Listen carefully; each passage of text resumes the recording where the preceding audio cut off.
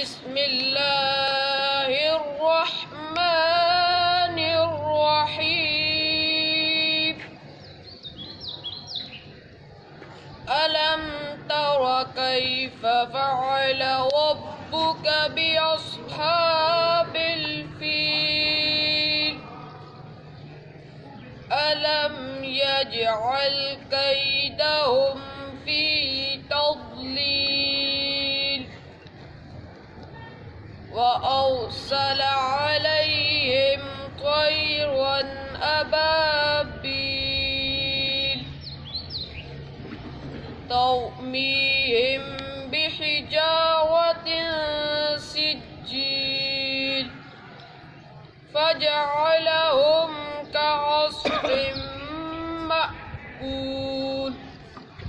صدق الله العظيم.